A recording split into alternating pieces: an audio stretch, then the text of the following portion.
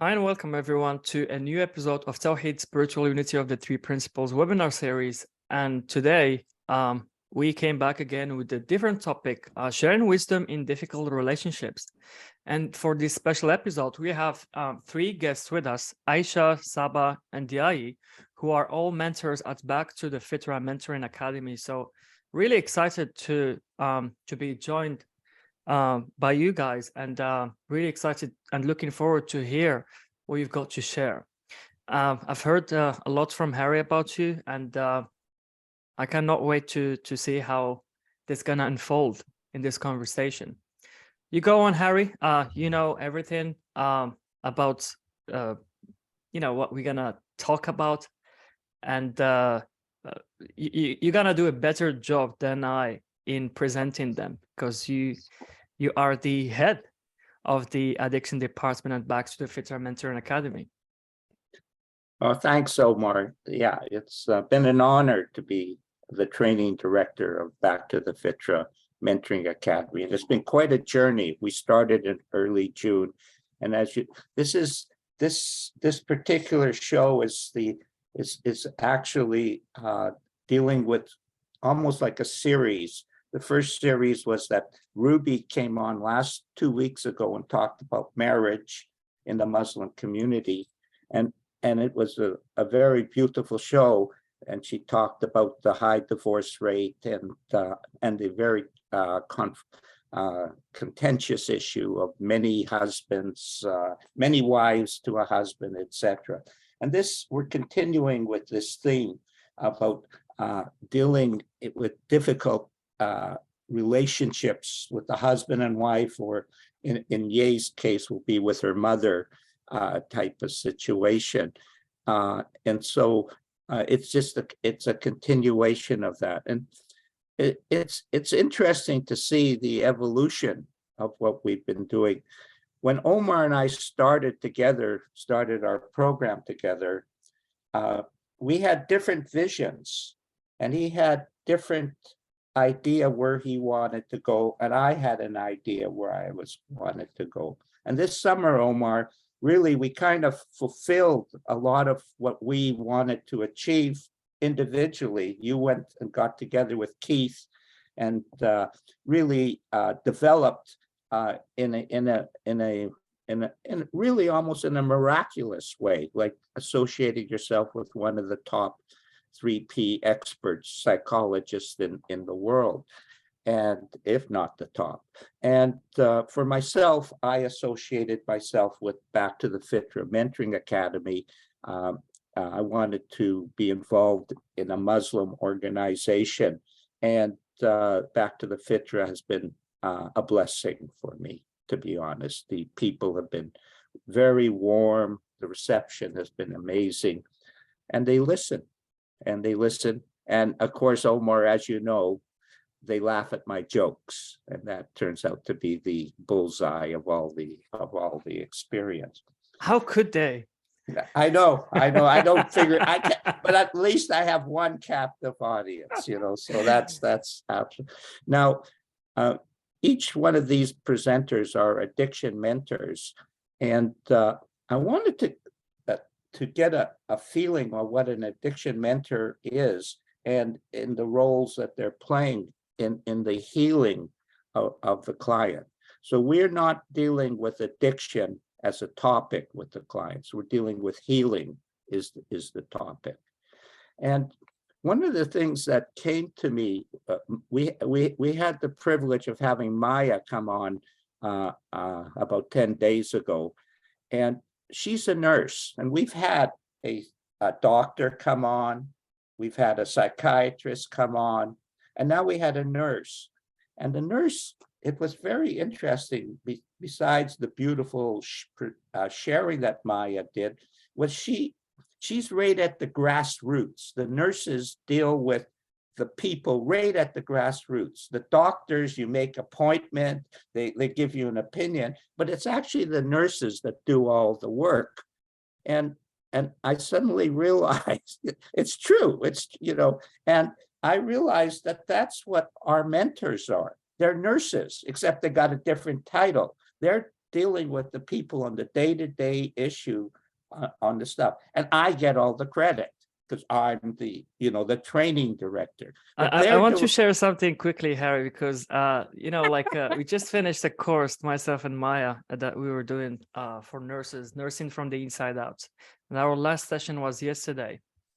And a few weeks back, Maya sent me this message, and she told me, "You're the best nurse ever." Yeah. Something along this line. I don't remember exactly what she said, but that took me aback. Like, she saw it from a different perspective, and she called me a nurse. Like, I had a misunderstanding about what nursing is. But when I pondered on what she said, I found out that's true, because all what nurses do is to care for others and give a lot to the person they are trying to assist and help. In a nursing home or in a hospital, or wherever they go and do their job. And to be a nurse, you have to be caring. You have to care for people. You have to care for humanity. And this is a common thing that I see amongst nurses worldwide, because it's not an easy job to do.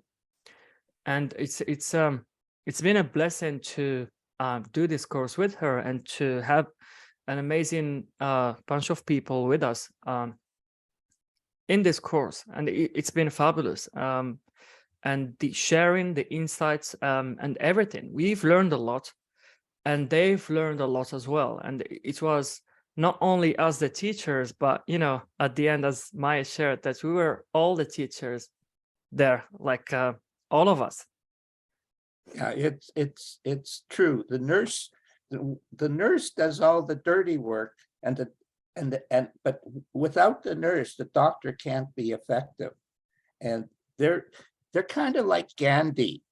Gandhi was at the grassroots. He worked with the people. He wasn't one of these highfalutin, and he always met the people at the grassroots. And nurses are like, and that's the same. That's a very good analogy. And I want to read something, Omar, in that theme. There's this book that Jim has put out on Dreama, who's a nurse. And the reason I'm recommending this book is it's talking at the level of the people. It's not talking at the level of the psychologist or the doctor. It's talking at our level, and it's explaining things. And I wanted to read this. I picked this. I was going to read something else, but I want to read this. Let's see. By the way, we had Jim with us actually yesterday, and he shared the last bit of Dreama's tape. We had him 3 weeks ago, where he shared the first 30 minutes, and yesterday he shared the last bit, and this was such a beautiful tape to listen to. And it's no wonder that the book gonna be. It's totally different than anything else 3P has ever put out. Oh, absolutely. And it's really valuable for people. And the audio is probably the best because it's in Dreama's words and so on. But I'm going to read this. As people quiet down their thinking, they are able to access their own wisdom, the usual stuff. This is when they can have insights or sights from within. From this level of understanding, they can see better how to deal with their situation from a healthier, more positive perspective. Don't forget the basic needs of the patient: food, rest, and pain relief. If patients aren't sleeping right, if they aren't eating properly, or they're not getting relief from pain, it will affect their physical and mental health. It is important for the caregiver to be open to seeing changes in patients and not develop a fixed way of seeing them. In other words, you got to keep an open mind and realize that they're changing moment to moment. And if you see their changes, talk about them. Talk about how the mind and body are always moving towards a state of health, and that helps them reach, and and that helps them reach that state. I'm going to read that again, didn't say good. Talk about how the mind and body are always moving towards a state of health, and that helps them reach that state. Last but not least, include the family in any way you can. They're going through their own pain and their own fear. The more we include them in the situation of the patient, the more we help the patient support system and the family as a unit.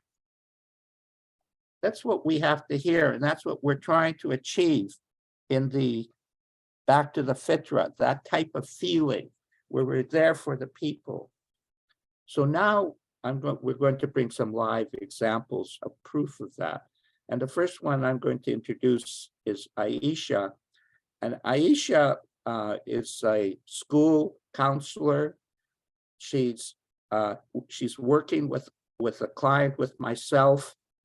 Very, very, very interesting situation. And she's also doing volunteer work on heartfelt presence, which is allowing her to practice her wisdom and share it. And as she's sharing, she's coming out because she's so beautiful. And I'm talking about inside beautiful. That outside, I'll leave you to make your own decision on that.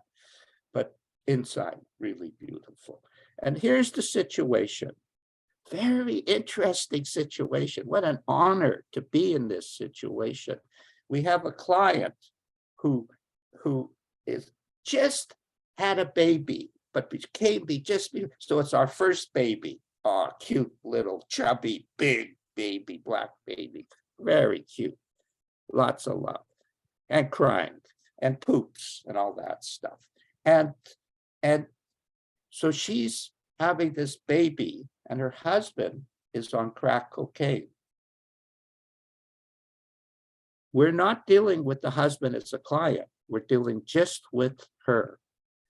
And I want Aisha to sort of describe what we've done, what she's seen, and some of the feelings we have. This is a very typical Muslim scenario where the husband is not doing so good, and it puts a tremendous pressure on the wife. And how do you deal with that? And I'm not saying, by the way, Omar, that it's only Muslim. Okay? We know that would be nonsense to say that. That would be prejudiced, actually. But it is a scenario that happens a lot. So Aisha, you have the floor. And could you describe a little bit of this so interesting situation and how much fun we're having with it, and how much we appreciate it?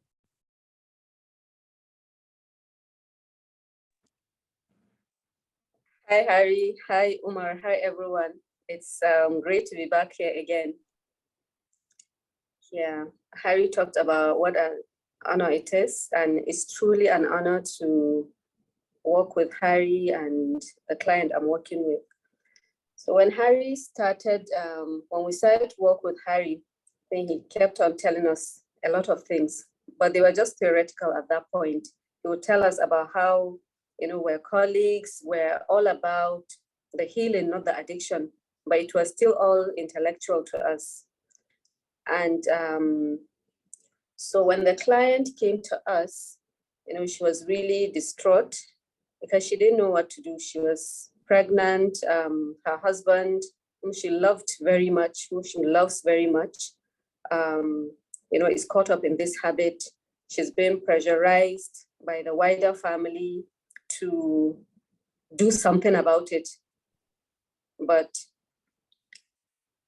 most of all, it's coming from a place of love and care, where she's seen her husband go down this track.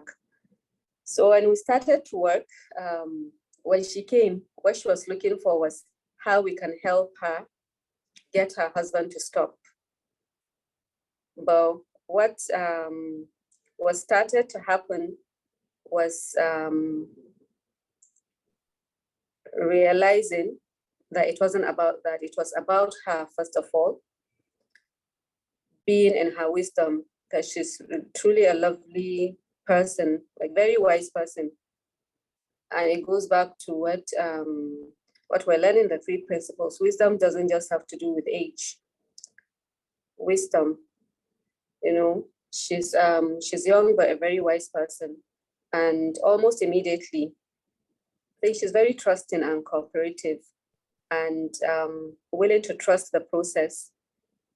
During the first few sessions, she would ask how the sessions we're doing, where she's seeing the wisdom, how it's going to help her husband. But with each session, she was very trusting, and seeing everything, and we're having fun during the sessions, exploring. So 2 weeks into our session, she gave birth to a beautiful child.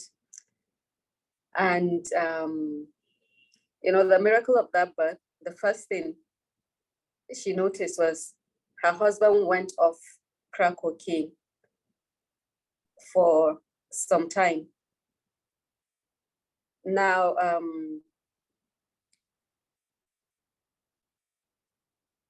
of course, because I guess it could have happened that, this is the turning point where he lifts up the addiction, but it's not a certainty.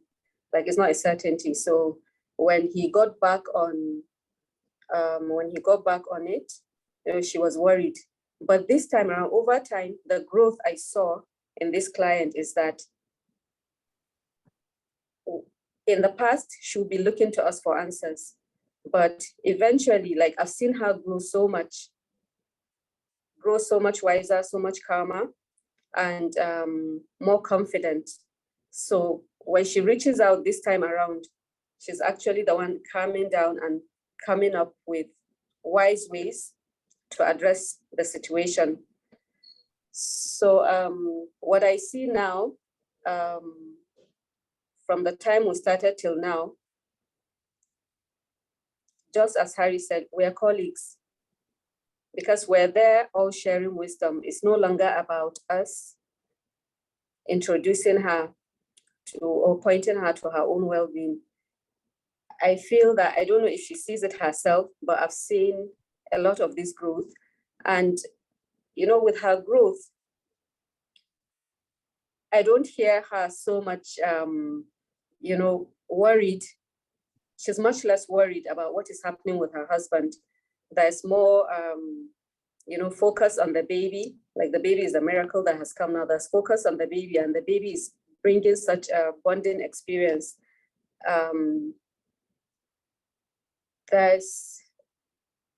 And she sees her husband, maybe with the love she's sharing now, she sees her husband becoming more confident that he can handle what he's going through. So, the journey, we're still on the journey, but we've come so far since we started. And I myself, I'm very curious and excited to see where this journey takes us next. But I know that it's with a sense of hope, with a great sense of hope, and discovering all the wonderful things we're discovering together in this journey. So it's really all about the healing. Her role as a wife, she thought, was in getting someone to get her husband off the addiction. But what she's seeing as she's sharing the love, as she's calm, she's able to, her husband is responding, and she is able to be centered, where she's not giving into the pressure from the wider family, dictating as to how she deals with the situation. Yeah. It's interesting, Omar.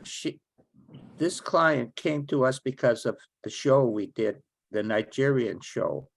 She saw this and then reached out through Aisha. Aisha was the link, but she saw the show, and because of the show, she came to us with hope and so on. And that's important for all of us to realize. I mean, one person coming like this was amazing. And the other thing I want to emphasize is Aisha has that daily contact and that rapport and that feeling with this client, and that has been something amazing. Because what's one thing I will say, Aisha, you have grown a lot through this process as well. Would you not agree? Very much agree. I've gotten so much more understanding and appreciation for the inside out. Yeah, that's the nurse. The nurse gets better as she deals with more and more of the people at the grassroots, at the level that they want. And the smile that the client has seems to get bigger and bigger. She may be going through things, but when she comes together with us, she soars like the eagle. She just really, and it's inspiring for us. We love getting together with her. It's just so much fun. And the baby comes in, and the mother comes in. The mother's really into the baby and all this. It's very beautiful to catch a feeling. And then, of course, for me to be inside a Nigerian home, which of course I knew had never really been in one, is also a treat type of thing. Yeah, we hope to have you in Nigeria one day.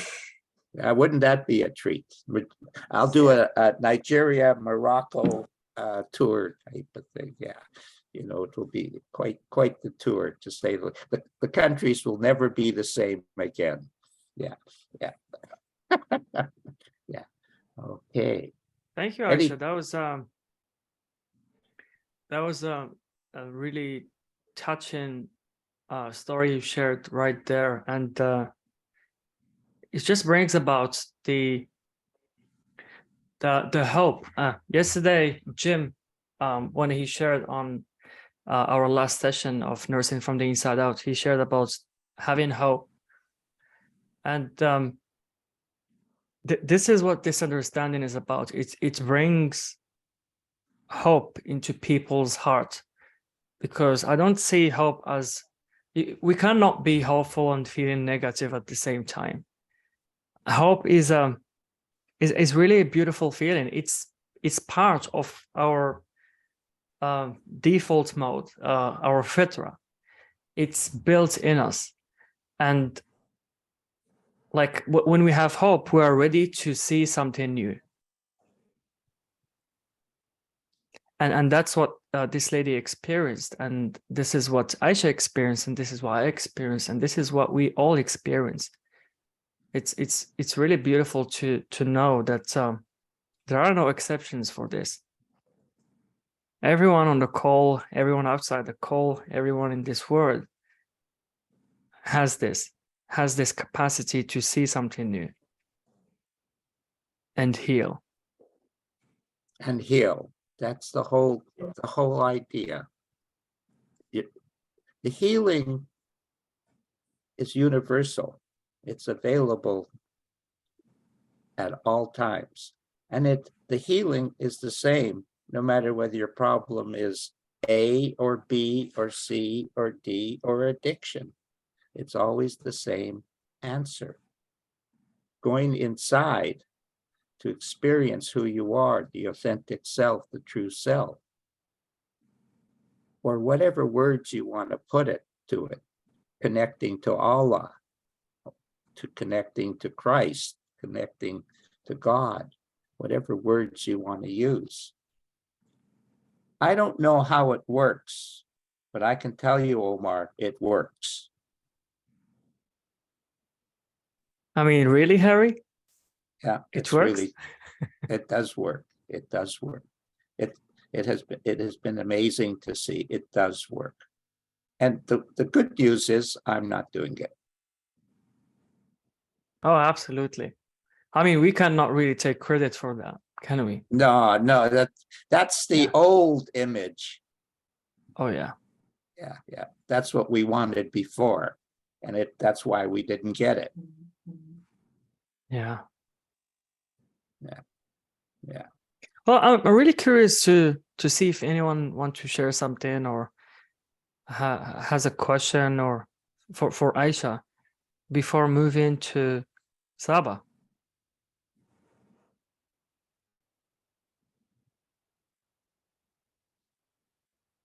Well, then we'll move to Saba. Okay.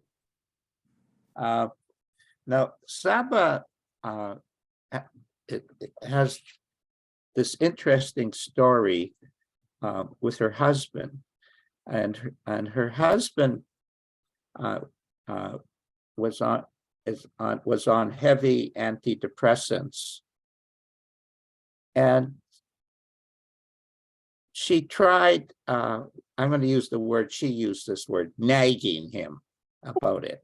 You know, she used that word, and I know women understand that word. You know, Muslim and non-Muslim.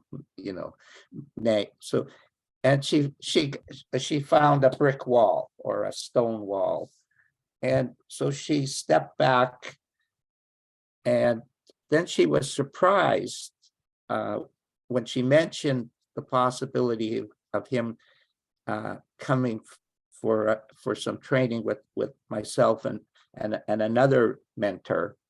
He wanted a man. He didn't want to have a woman as to be with him.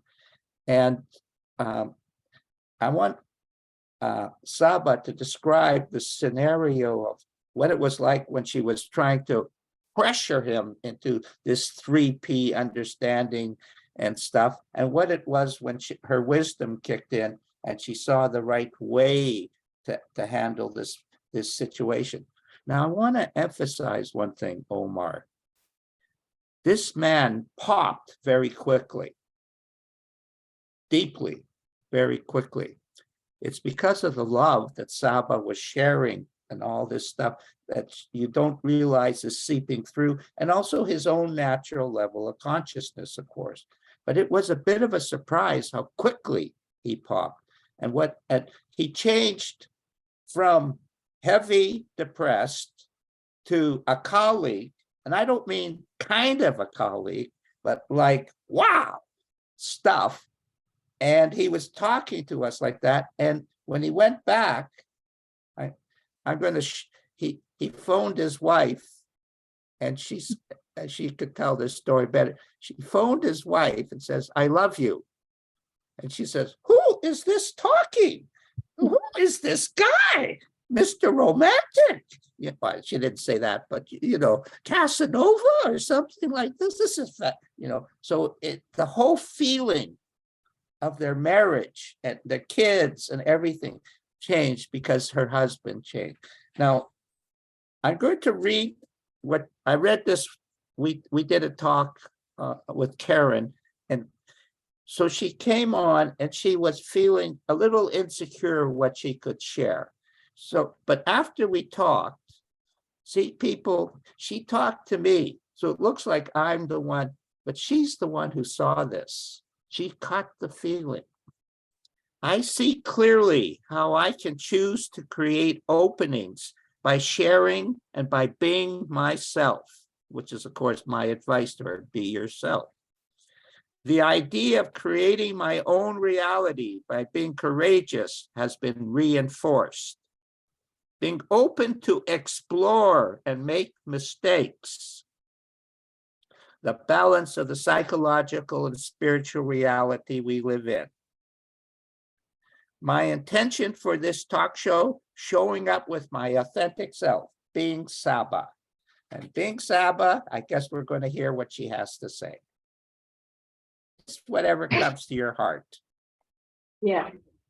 So hi, everyone. It's really been an honor to be here. And like just Harry said, last show that we did with Karan was the first time ever that I was speaking to someone about my spousal relationship. It was a bit challenging at the start when I spoke to Harry. Things eased when I was ready to make mistakes, when I was ready to explore and just have fun and just share whatever I experienced. That's what I'm going to do here today as well. So yeah, I've been married for 17 years. It's a long time. And all this time I have an image in my head of how a good husband should look like. And I've constantly been comparing my actual husband with the image that I had in my head. And constantly when I found this incongruence with those two images, I was constantly pressurizing him. I was trying to fix him. I was trying to change him. I would give him ideas of, oh, why don't you go and do this course? Or why don't you do this? This is not how you treat the kids, or this is not how you should show up. And I was constantly trying to shape him or how he should be. And all the time it would backfire. Sometimes it would end up in an argument, sometimes in a big fight, and sometimes it would become really chaotic. And that was affecting the kids, and I didn't know what to do. I was really, really hopeless. And 9 years ago, I remember one day I had a spiritual awakening. I was just praying, and I have this calm feeling. And in that moment, I just found myself when I felt that, oh, I have to do what I can do, because I've tried so much to change this person. It's not working out. So one last thing I'm going to do is work on myself and do my best. And once I come to the end of that point, I'm just going to leave this man. I'm just going to leave this man and go away. And that's where I started working on myself.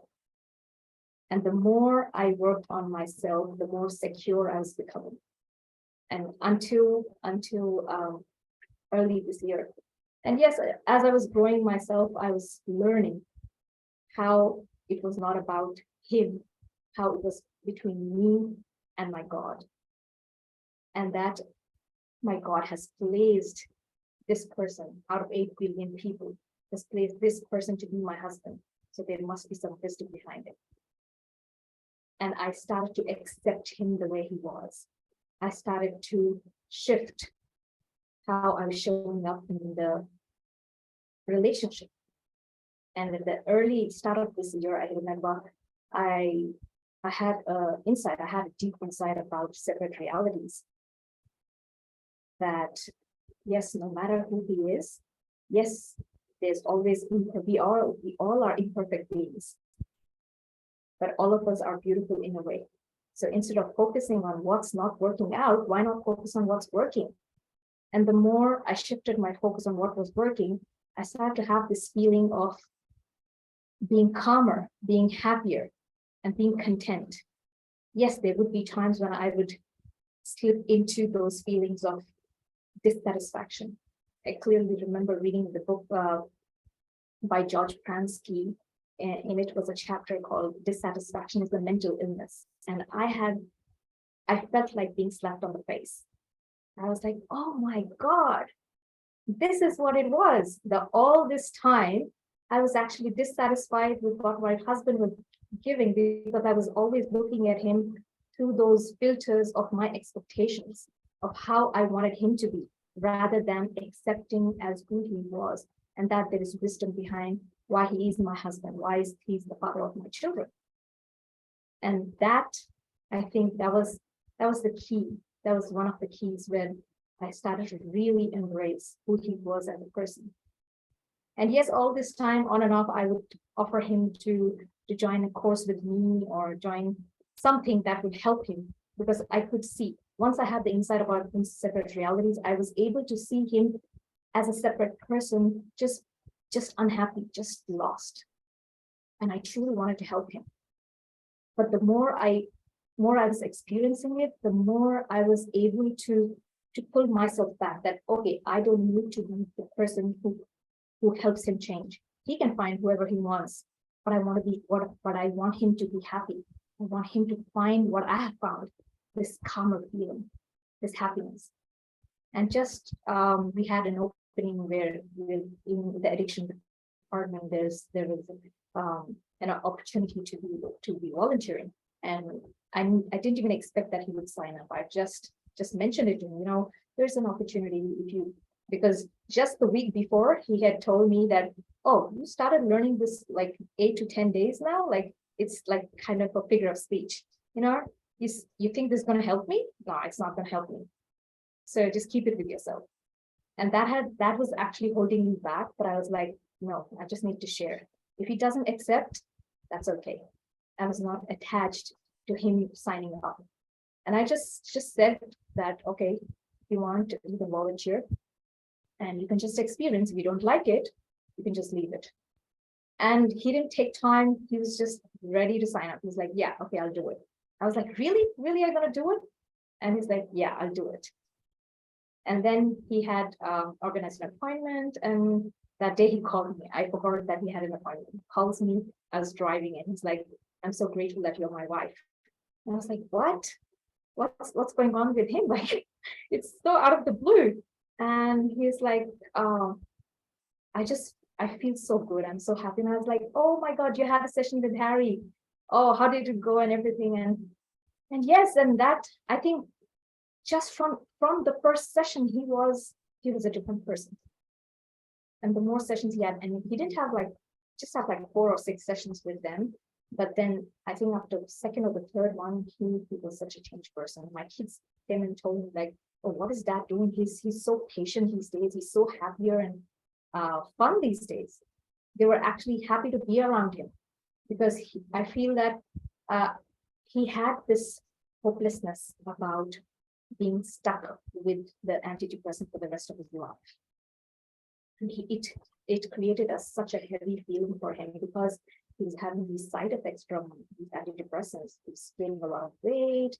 He was having some memory issues as well. He's starting to experience these issues with the memory, and he was more and more aware that, oh my God, I have to leave this, but I'm stuck because I can't leave it, because if I leave these antidepressants, I'm going to become a monster. I have these anger issues. I can't let it go. And the more calmer he became after these sessions, the more happier he was. Like Harry said, he just popped. He was just able to find his wisdom. He was all the time.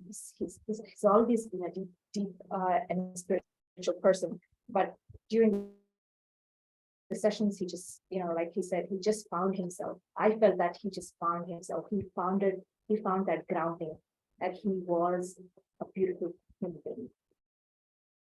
And that was the game changer for him. And eventually it started having ripple effects. It changed the feeling in my spousal relationship. Even now that I'm far away in another country, I still have this good feeling when I remember having in the past vacations, I would be with my parents. I wouldn't even want to talk to him because every time we talk, we'd have an argument. I would have this feeling of insecurity.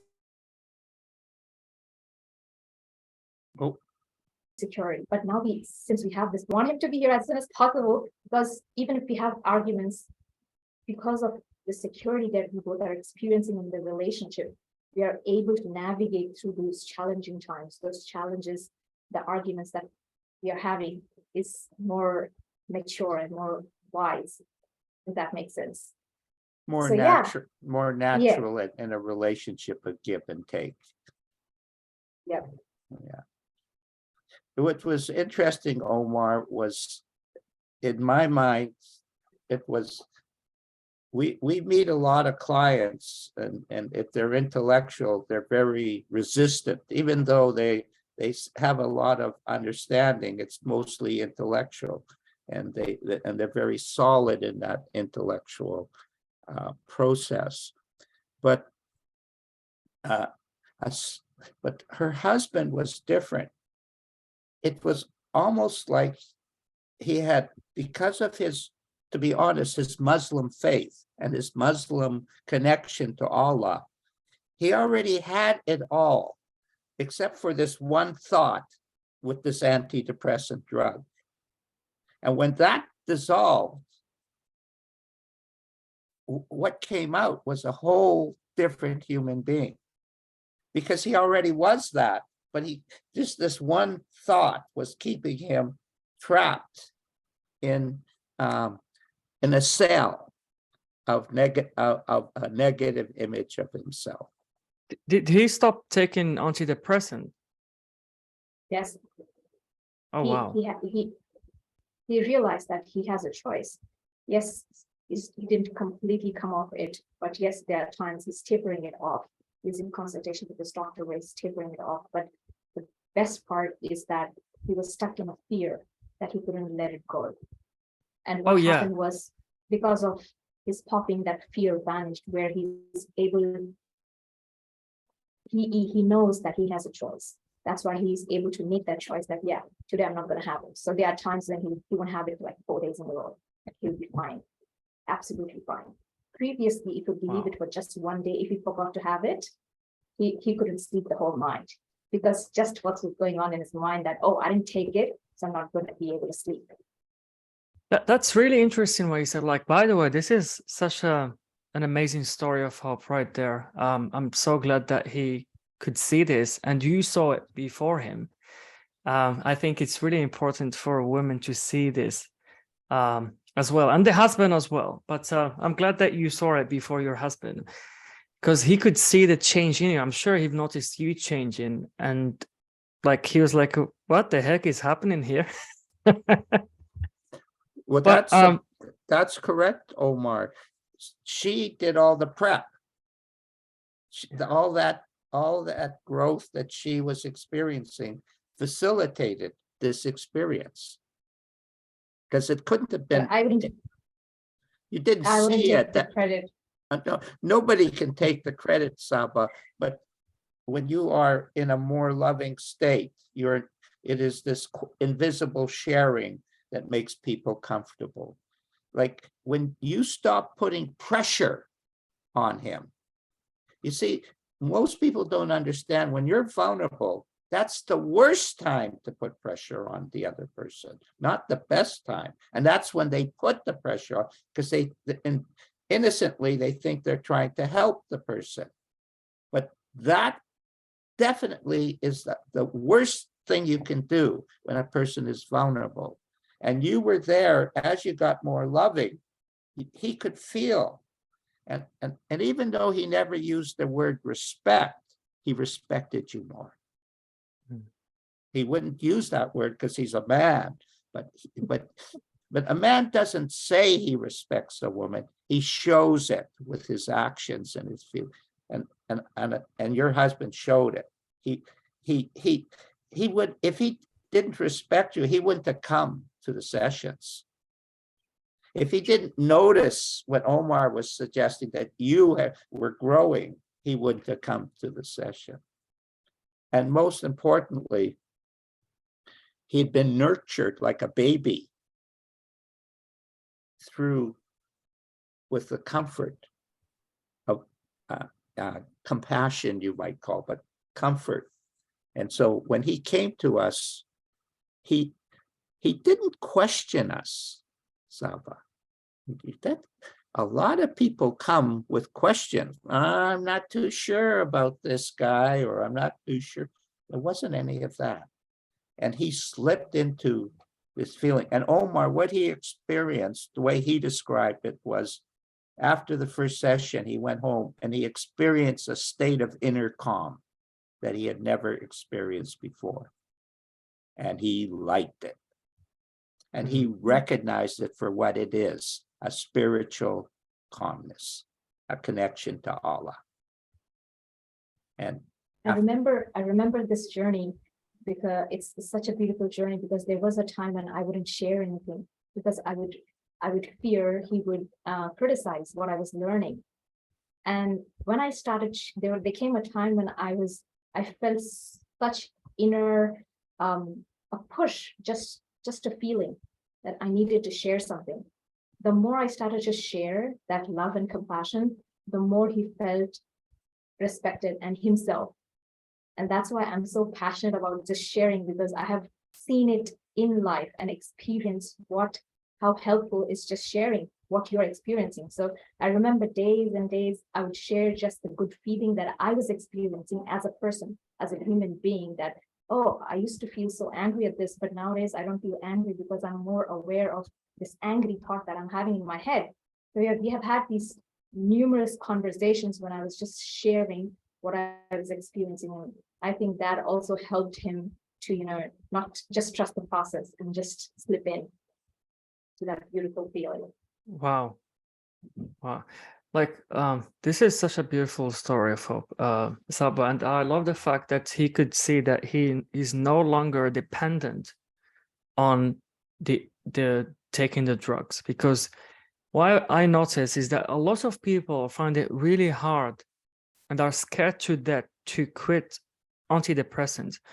And just a few months back, in July, an article was shared, a research was shared that that chemical imbalance is not a cause for depression. It doesn't cause depression, and that puts big pharma and all this antidepressant meds.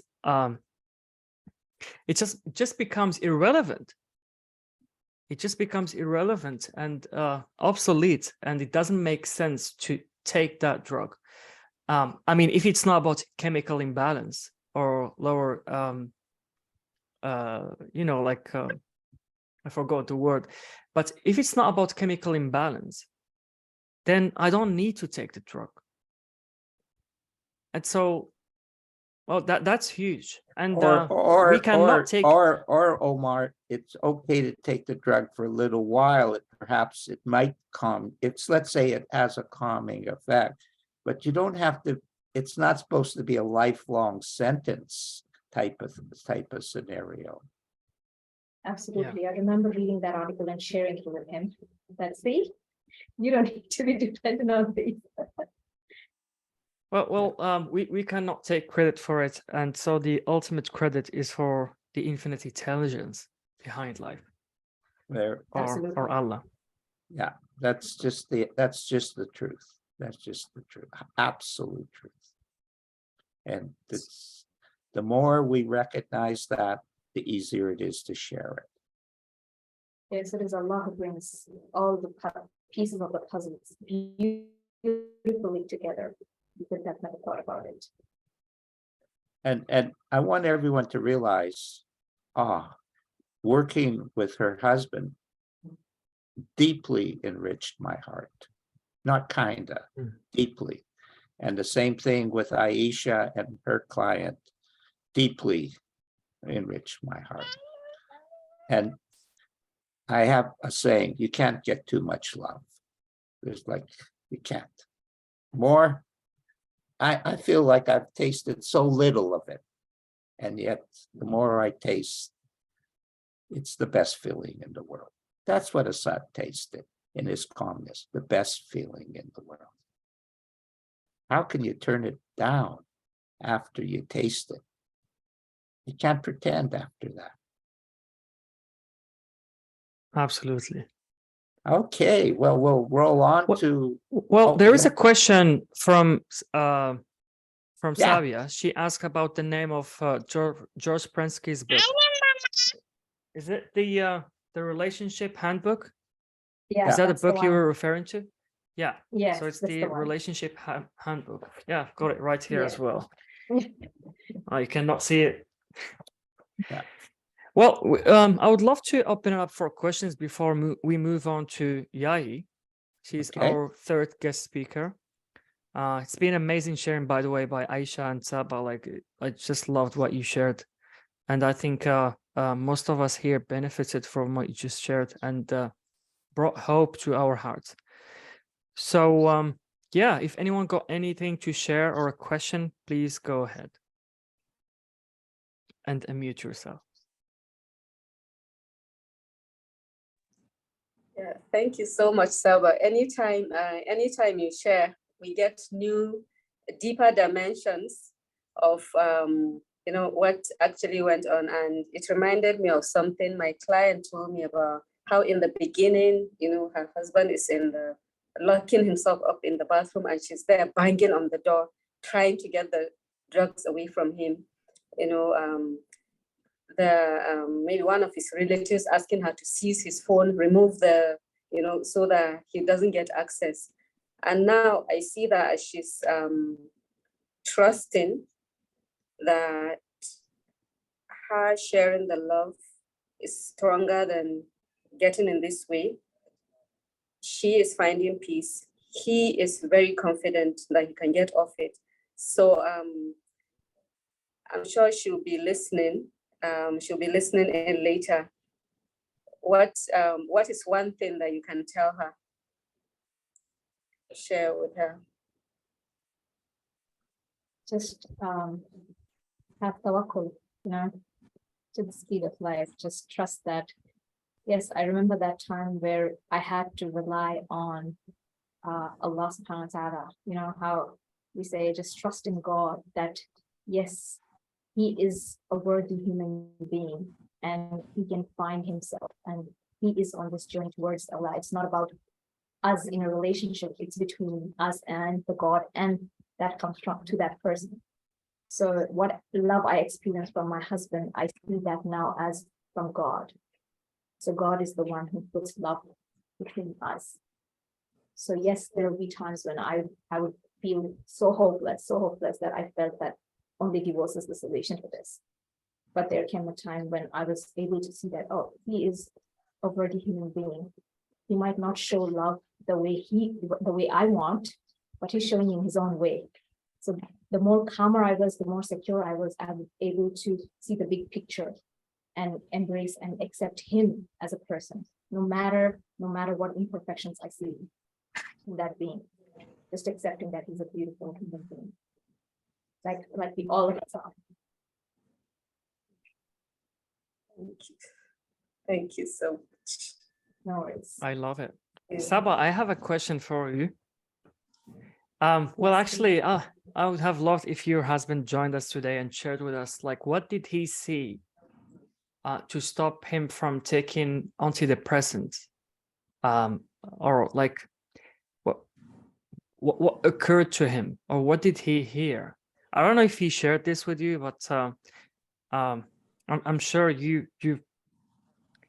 might have something to share with us. Yes, I do. Two things are coming to my mind. First thing was that initially he didn't know, because we come from a background, from a culture where antidepressants, going to a psychologist is a big taboo. And he was at a place in his life where he had no choice but to go to the psychologist, because he was having so many issues. He knew that if he wouldn't go, he was going to lose his marriage. He didn't want that. So in the first place, he had so many thinking layers of, I shouldn't be taking this antidepressant. But then to fix whatever it takes, he came to such a desperate point that he had to go and take it. But all this time, he was telling himself that I want to sometimes come off it. But the days turned into months and years, and I think he's been on these depressants for like 11 years now. So constantly there was this thinking of, oh, I don't want to be on these, but I don't have a choice. And that turned into that hopelessness. And hopelessness, first, not being secure in himself as well, because I remember when he would be in low moods and low level of thinking, he would be like, oh, I'm such a failure. Because I'm not able to handle this, I need these depressants. I need to depend on these. That's why I'm stuck. If I leave this, I'm going to turn into a monster. And I don't want to do that. But also I can't live. So you see how he was feeling stuck in that vicious cycle. So when he had a peek into what life could be and who actually he was, and what was the game changer was how Harry and Mudassir, the addiction mentor who worked with Harry and Asad, they treated him as a colleague. That was the best part. He loved it, because every time he went to a psychologist, they treated him as a patient, a person who didn't know what was good for himself. But when he came to Harry's session and with Mudassir, he experienced that, okay, we can show you a direction, we can point you to a certain direction, but it's you who's going to take the choice. It's you can do it. You have it within yourself. And that, I think, clicked for him. That, oh yeah, I'm something, I can do this.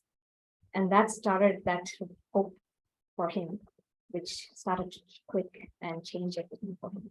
I hope that was helpful. Oh, absolutely. Absolutely. And you know what, like this path or this direction that Harry and Mudassir are pointed him to is what I call the path to the divine. The divine, we are divine beings, and where we are in touch with our divineness, we are in touch with the whole. We are in touch with what's permanent. And the only thing that is permanent is Allah.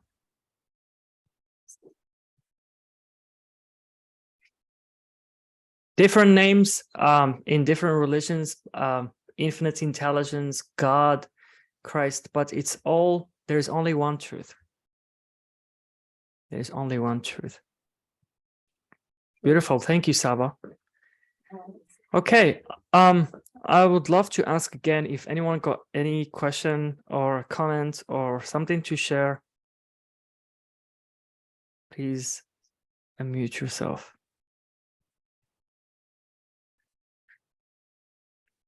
We got a quiet audience today. Yeah. I don't want to Well, pick on someone. well, we'll go to Ye. And, Yeah, let's go to Ye. Let's go to Ye. Okay, if I pronounce it wrong, it's Yai, um, I think. yeah. We were Ye is from Senegal and lives in the United States, the eastern part of the United States. And of course, we're interested in developing our services in the States for various reasons. And as we were talking, I love Ye's feelings of life. I love how she expresses everything and how she feels and how honest she is. She's not afraid to tell me to shove it, Harry, type of thing, which I respect. And so she came up with this difficult relationship. She suddenly realized she wanted to talk about her mother. And before you do, we just had a client, another mentor asked me to meet with the mother who was very upset about her son. And when we met, it was very interesting. The son was on a much, much higher level of consciousness than the mother was. He was much clearer, the role of thought, much clearer about truth. And the mother was stuck that she was the boss. And what it was she was feeling guilty because her son was doing things that she disapproved of, but were actually well within the confines of his work, what he needed to do to be himself. And so it was very interesting that she couldn't move an inch, and he just evolved amazingly in the session, so much so that he suddenly saw that it was his mother that needed the help and support. He put his arms around her, put his head on it next to her, and just hugged her for about 3-4 minutes and stopped. And he grew. So with that little story, I'm going to ask Ye, I know I mispronounce it, the Yaye or Ye or who knows what it is, Ye. Why don't you tell your story of what you wanted to talk about? Hello, everyone. Peace and blessings upon you all. And yes, it's Yai, but I do accept Yay because I'm happy to see you too, Harry. So no worries. Okay. I love the sharings. It's a little pressure that I have to share after my Rossum sisters, but I will just be myself, right? So I wanted to speak about my relationship with my mother because that till today has been my most difficult and most learning relationship that I've had. I moved to the States at a very young age. I was only 8. And my mother, right when we came, like very soon after we came, she got a divorce with my father. And for some reason, everything that would happen in life, I would just blame it on her. I mean, the earliest thing I can remember, yes, laugh it out because it's very, very funny. The earliest thing I can remember is when we initially came, I was in a French school. And, that's what I was accustomed to, being in a French school. And then when I was 13, she got me out and took me into the American system. And at that point, I was just enraged. I was like, why would you take me away from what I know? I've built these relationships already. You bring me into this new country. I build these bonds. I meet all these wonderful people. And now you take me away from them. And that's my earliest remembrance of just starting to blame everything on my mother. And this went on for a really, really long time. And it showed clearly, very clearly in our relationship. So as I said, when I was 13, I started the American system, very bitter, very resentful. Ugh, this lady. And mind you, she was, the reason why she took me out is because she stopped being a diplomat. She was a diplomat. That's why we were able to afford going to the French private school. So she had to take me out because she wasn't a diplomat anymore. And she was a mother of, 5 children. And she recently had my sister about a year before that. And things became rough in the sense that I felt that my responsibilities were just too much for me. So, and nobody really put these responsibilities on me. It wasn't my mom who said, you have to do X, Y, and Z. It was just something that, let's say, was initiated, like, help your brother with his homework when he came home. And all of a sudden it was like, oh my God, I have to go home and take care of my siblings, and I have to make sure that they eat, even though like my aunt was there, and I have to do this, I have to do that. And then I became an athlete, and then I started working at a time when she wasn't working anymore. And she didn't tell me to go work. But I just thought, okay, she doesn't, she's not working anymore. Let me go and try to help out and get a job. But in my mind, it was like, I'm working to help mom. So everything, I just turned it around on mom. And, it didn't help that, unfortunately, the African culture is not affectionate and is not expressive. So, there's no, hugs and kisses and, how are you feeling today? How was your day? No, unfortunately, that's not how I grew up, because that's not how mom grew up. And that's not what she knew. It's not our culture. Now you see a change in it from people who came from abroad and, have picked up some of those things. But it was just me finding every pain and turning it to her. If I had a bad grade, here she is. She's not at home helping me. It was just, everything was about her. And it led me to not want to be home and not want to be around her. And it was easy to do because she wasn't home. She was traveling a lot, trying to make, ends meet for us and all of that, just doing the best that she can as a human being, just providing for us. And I was out a lot, and I was looking for love. I was looking to be accepted as who I was. I was looking for the things that I wanted at home that I felt like I couldn't have. And again, I blamed it on mom. If mom was home, I wouldn't want to be outside of home. And then it led me to just me meeting the wrong people who I thought made me feel better, per se. And that went on throughout my teenage years, in my 20s as well too. And then one day, from just seeking knowledge in our faith, it hit me that our mothers are picked for us. We don't pick our mothers, we don't pick our parents. Just like I didn't pick my nose, I didn't pick my eyes, I didn't pick my skin color. These were all picked for me.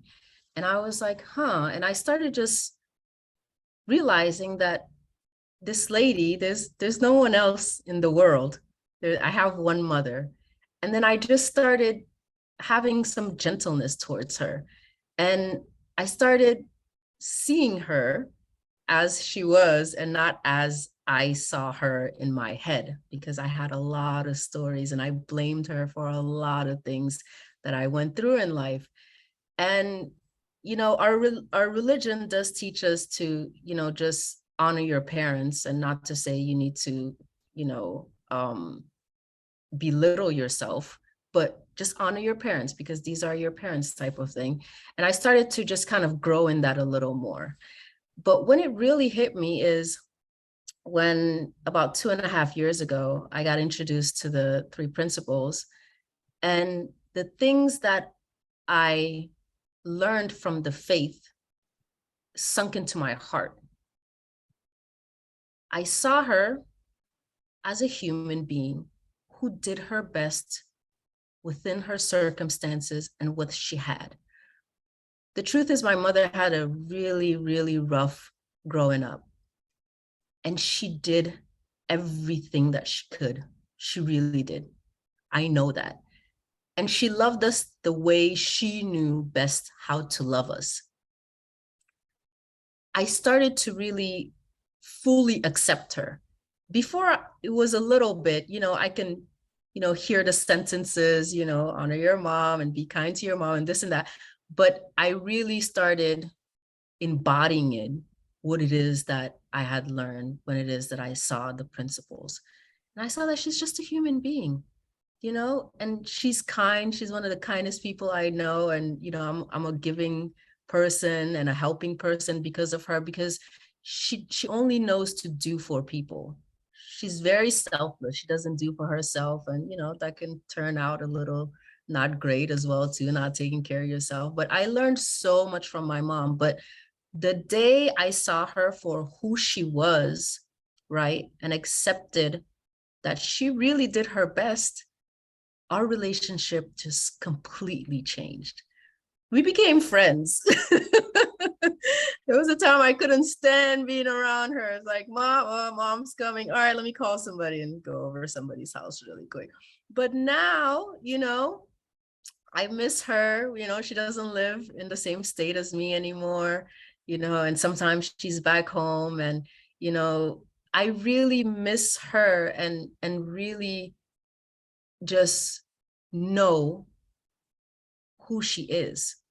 I'm not blinded by my thoughts or my expectations of her or what she did or what she didn't do. It's not personal anymore. It's just like, this is your mother. She's a beautiful individual. You have so much love for her. And now just accept her. And I just accepted her, and our relationship has been just absolutely beautiful. And we're very open. There's a lot I couldn't tell my mom before. I mean, she didn't know me for a really long time. I didn't know me for a really long time. So she would see the me in front of her, and then there was another person behind her. But what I realized is I was reflecting myself. What I was throwing at her is what I was feeling within myself. I realized that. And when I started accepting me as well too, and it was different. It wasn't just the curtain being open, but I had this like speck that I was seeing her through, and that went away. And it's just like, she's a beautiful individual, and God has picked her to be your mother. And it's been the biggest lessons ever. The biggest lessons ever come from my relationship with her. And there's nothing I would change about it. So yeah, I'm very happy that, I have this understanding that opened up my heart, because I was very caught up in my head and in my thoughts. So getting into my heart really opened myself up to me, and therefore opened up other people as they really are, and not as I saw them.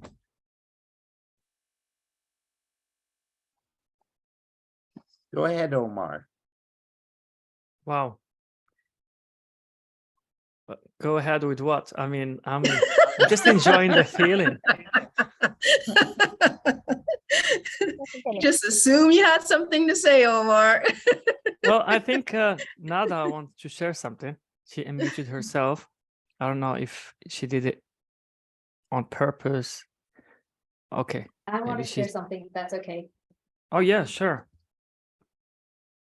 I actually feel because I really feel emotional at this moment, because I had a similar relationship with my mom, and especially after this pandemic, I haven't met her for until 4 years. So right now I'm here in India visiting my parents, and like you were saying, the affection and no physical affection was ever shown.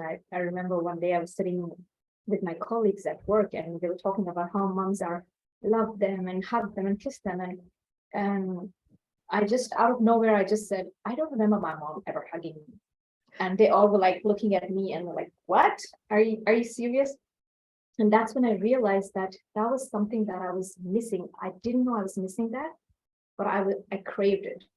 So now when I became more and more aware, what I do usually is every single day, I get up in the morning, I hug my mom now and kiss her hands. And whenever out of nowhere, I'll just come and hug her.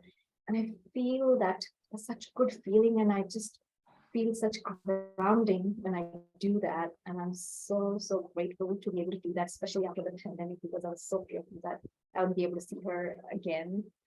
But yeah, so grateful and so resonating with your story. Thank you for sharing that. Thank you.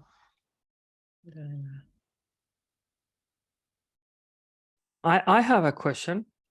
I mean, our audience is really quiet today, so some of them they just woken up in Australia, and some of them they just wanna listen. And I respect that. So, what do you think has changed, or what did you see that you could tell it changed your relationship with your mother and the way you saw her, and you saw her innocence rather than what to blame her for? Yeah. So I feel like things make more sense when somebody is the blame. That's how I used to see it. Things make more sense, and it felt easier if I can point my finger at somebody. And of course, I didn't want to point it at myself. I was perfect, I mean, right? point it at Harry, not me. Harry, wherever you are. So it was just a roller coaster ride of just going back from where we started, right? Just holding on to anger and wanting to put it towards somebody. And it was like a domino effect, I would say. So it's starting back from when you're the one that brought me here, you're the one that took me out of school, you're the one that's not home, traveling all the time, you're the reason why I have to be going to work. It just felt good making her the reason why. And of course, when you're in that state of mind, when you're stuck in that thought of, who this person is and the label you have given them.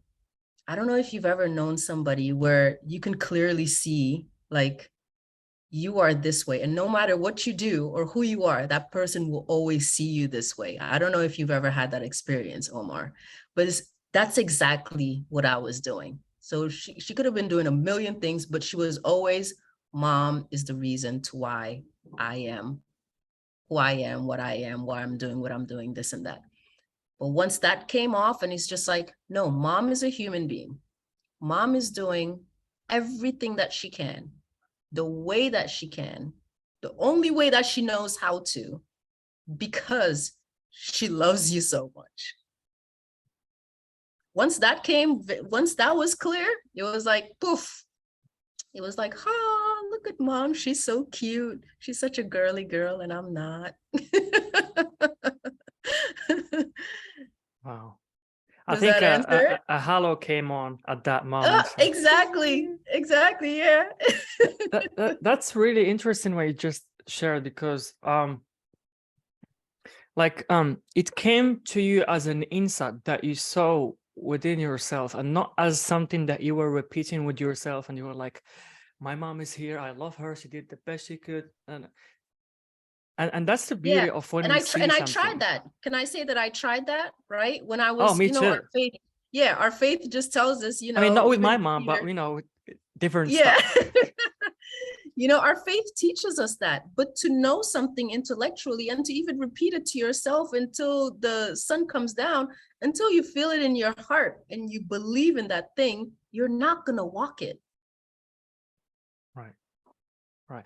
And it's really, really interesting point, because we do this not only with our relationship with our parents and others, or whatever, we put the blame on, but also, the way we see our religion.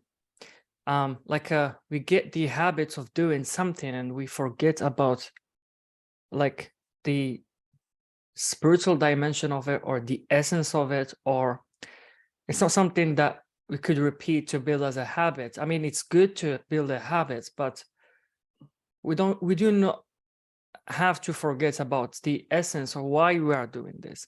Like praying, for example. You know, like we have some like way how we mention I gotta pray in Morocco in our language. We say it's gonna sound really bad, but like in our country it's not seen bad, like just because of the language. But it's like you say, I'm gonna take it off and get rid of praying Dhuhr or get rid of praying Asr. It's not something that you have to get done or get rid of. It's something that must bring you back to your senses and who you truly are. To be back to the present moment, to be back to pure consciousness, to be back to Allah or God's divine presence. That's the space of healing. That's the space of hope. That's the space of love. That's the space of connection. That's the space that we are actually looking for outside. But we can't force ourselves into that. Omar. Absolutely not. There's a feeling inside of us. This is what I see. A feeling inside of us. We're covered it up with all those thoughts that Ye was describing. But there's a feeling inside of us, something's not right. Something isn't feel right. I'm cheating myself. I'm lying to there's something I can't quite figure out. And from that feeling, that's conscious. Once you acknowledge that feeling, consciousness will take you to what you're talking about. It will take you to that hope, divinity, because that's the truth. And so at a certain point, we have to sometimes recognize, the whole world's saying do this, and all my friends are saying you should hate your mother, but that doesn't feel right. And every human being at one point is only by themselves with nobody else. And you look at it, the bare truth, I've been lying to myself. Something like that. But behind that, I'm lying to myself, there's this yick feeling that is undeniable. And if you're doing something that is, the world is saying wrong, and you're not getting a yick feeling, I'd say, don't listen to the world. We're not here to satisfy the world. We're only here to satisfy the truth.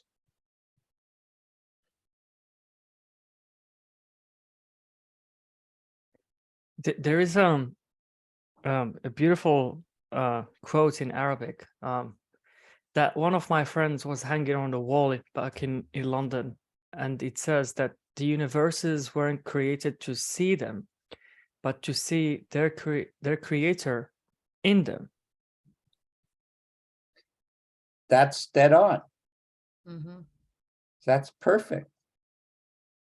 Like yeah, it stopped me on my tracks, because at that moment where I saw it, I was going through some hard moments, and I was even depressed back then, and it really stopped me in my tracks, and I got that feeling of I got present, and I felt grateful, and I felt good. I saw it beyond the word.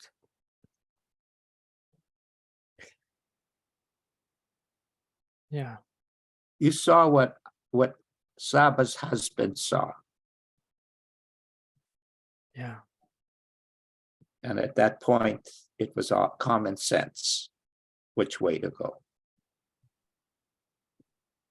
And same thing with Ye, with her mother. She saw common sense. Obviously, not only her mother loved her, but she's proven to herself she loves her mother. And all these thoughts we have about our husband or our wife, it's all bullshit, guys. All bullshit. Well, I don't have a wife yet, Harry, but I'll keep this in mind. And that's bullshit too. You- yeah. She's already here. You just haven't met her, Omar. She's That's- already here. Oh You yeah, just she might haven't be met her. here. Yeah. Well, show yourself, please. Just put it out, Omar. I guarantee you there's 100 women who would love to be with you. But of course, Allah is going to only choose one. Exactly. That's Yeah. the beauty of it. And hopefully you'll see that one is enough. Just my own opinion. Yeah. You have Cheeky to add Harry. that, Harry. Cheeky You have Harry. to add You know, that. like you've been adding this to your jokes after, like the previous episode, because, Ruby talked Oh, about, man. 4 wives, etc. Yeah. So Yeah, so cheeky from you, Harry. All right, I think we're gonna end it here with this beautiful joke of Harry's joke, as always. You see, like, you make me laugh right now, Harry. This is back to the Fitrah Mentoring Academy really impacted you in so many ways, including improving your jokes. and let me say one. Listen, guys, honestly, if you want help, we can help. Don't we are different than everybody else at 3P. We're an Islamic 3P healing center. Don't healing, not 3P doctrine. Well, Harry, what do you mean by Islamic center? Like, just to clarify for people who are non-Muslim here, and they might be interested to, And to get we help. have non-Muslim clients. And of course, the emphasis would be on 3 principles then. Well, I just want to clarify this. What Harry means by 3P, Islamic perspective, or what you just said, is just that talking to Muslim people, you have to use their language, and that's what he means, and their words. So terms like Fitrah, which is the space within, Allah, which is God, the infinite intelligence, different names, but it's the same thing. It points at the same thing. So yeah, That's basic. And you have 3 women here who obviously have a very deep connection to the Islamic perspective of life and the connection to Allah. And they have found that the 3 principles help them to get deeper into their faith and understanding, and at the same time clearly describe the psychological aspect of life from a spiritual perspective. Now, I want to say something, Omar. I've been taking this, attending Professor Abdallah's class. He's the greatest scholar I have met in the Muslim world. And it's obvious that the psychological element is covered by exterior adab in the Muslim faith. But because psychology only became acknowledged in the 1850s in the United States, and with William James and a German guy, it wasn't part of the vernacular. People were not looking at it from that perspective. It's in the Quran. It was beautiful to see, but they don't use that word psychological. But today, you want to be a modern Muslim person, acknowledging different ways of looking at life. And oh, by the way, there are addiction problems. There are psychological problems that people are experiencing, and you can't put your head in the ground like an ostrich and pretend it's not there, type of thing. So what I'm learning, but it's not through me that you're going to get the Islamic 3 principles perspective. These women have the feeling. They're the mentor. They're the nurse. They're the person at the ground rules. And hopefully I'll be able to be enriched. And Omar, the Muslim faith is gorgeous. It's full of wisdom. I've been enriched beyond compare. Enriched by meeting these women, working with these women, and having them teach me. They think I'm teaching them. That's nonsense. They're teaching me. And I'm becoming a better human being because of my exposure to the Islamic 3 Principles Healing Center. And it's our hope. I mean it, guys. Come, we can help you. But if you're just going to follow the same narrow path that you always follow and aren't getting results, that's on you. Right. Beautiful, Harry. Well, I think it's a really beautiful place to end this beautiful conversation. That was a lovely sharing. It's actually really, as the title of this conversation, Wisdom of Wives in Difficult Relationships. And so thank you everyone for joining us. Thanks for our special guest, Yai, Saba, Aisha. Thanks for your sharings, your wisdom. That's been really helpful, and the feeling is beautiful. Divyash said thank you for this wonderful session. Thank you, Divyash, for joining us. I know it's early for you. You might still be on your bed, but thank you for joining us. So in 2 weeks, we're gonna have 2 special guests, Lynn McWright and Teresa Walden. They are both, the director and the associate director of Advanced Nurse Coaching. And so it's going to be a really interesting conversation around the 3 principles and nursing, and how you could share this understanding with more nurses, etc. So I hope you're going to join us, and thank you. Bye-bye.